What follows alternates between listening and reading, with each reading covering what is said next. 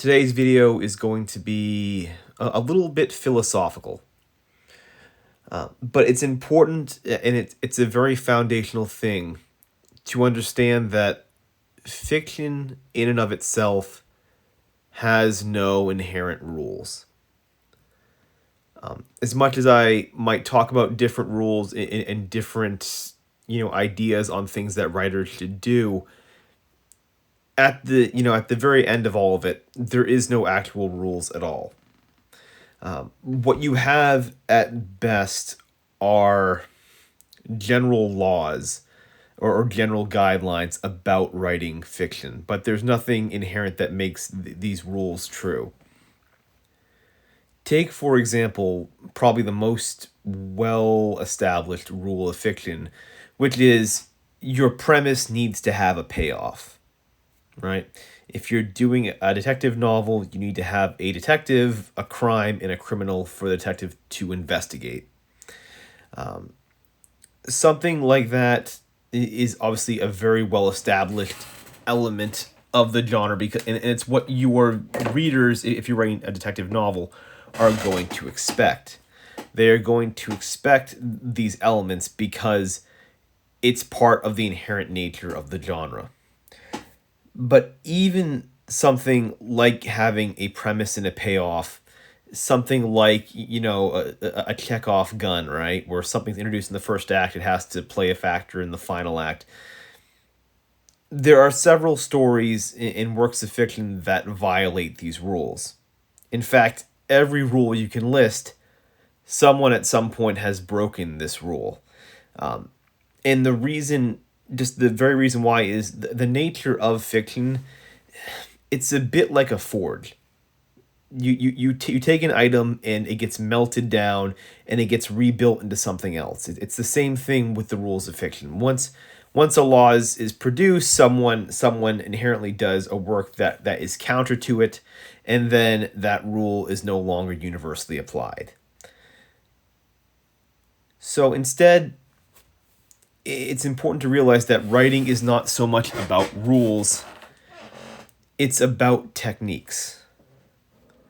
As a writer, you have access to thousands of different techniques to tell your story.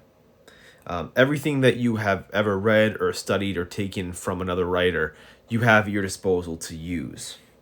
And it's learning how to use those techniques that makes your stories work. And through the kind of the study basically of learning these different techniques, you learn the most efficient way to make your characters come alive. You learn, the difference between emotion and sentimentality. You learn the difference between, the planning stages of what's, a better dramatic action, what would be a worse dramatic action. It's these sorts of things that improve your writing over time. And going back to the idea of having rules for writers and certain guidelines for fiction, whenever there is anything that is presented as a rule, what they are they're general guidelines for the majority of writers. They're a bit like those standardized tests you took in school, where they're designed kind of for the middle of the bell curve, right? So the bulk 70-ish%, 80% of students, basically, it works well. It works well for.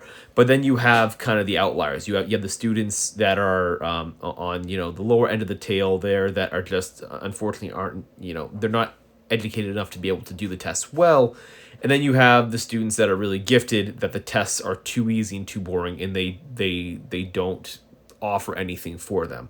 So that's the way these guidelines for writing generally work. They're for the middle, but if you happen to get to the point, it's where your story can break the rules and break the conventions of it, you have sort of surpassed that bell curve, right? You've gotten to that nice sweet end of the tail, where you've sort of achieved a work basically that surpasses these kind of standards. Now, the old standby of learn the rules before you break them definitely applies to this realm of fiction as well.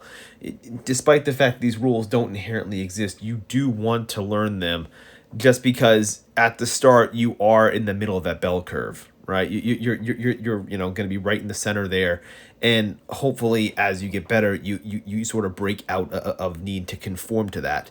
So it is good in the beginning to learn those rules, and you do want to learn all the tropes in the general guidelines of fiction.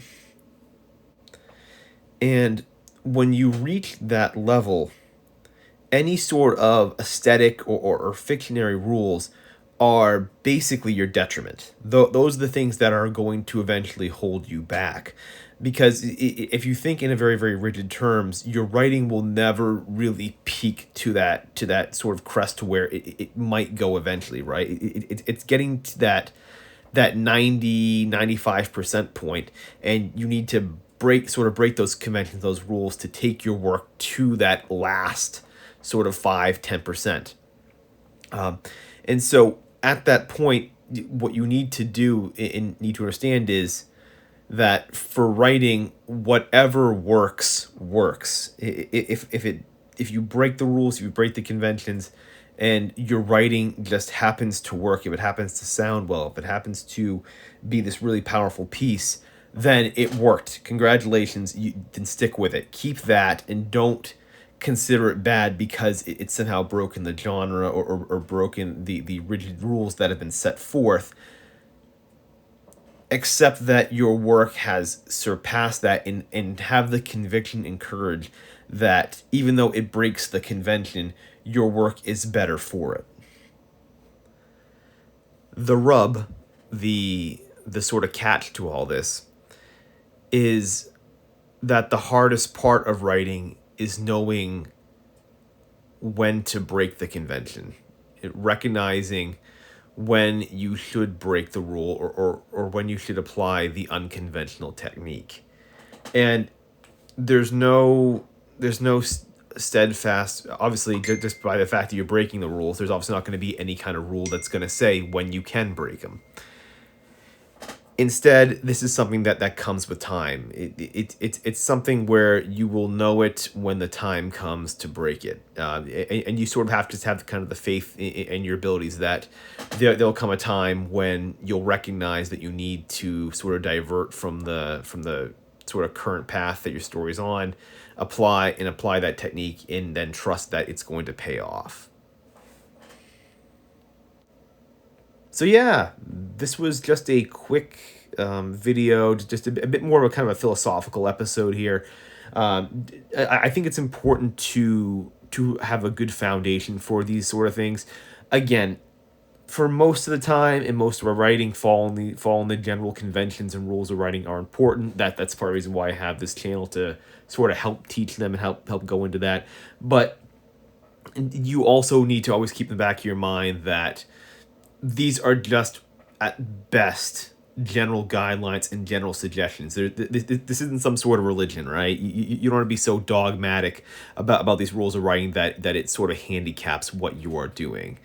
So just recognizing the rules and recognizing when to apply them, and potentially at some point when to break them, is going to be a very important step if you are looking to take your writing much further than where it is currently at.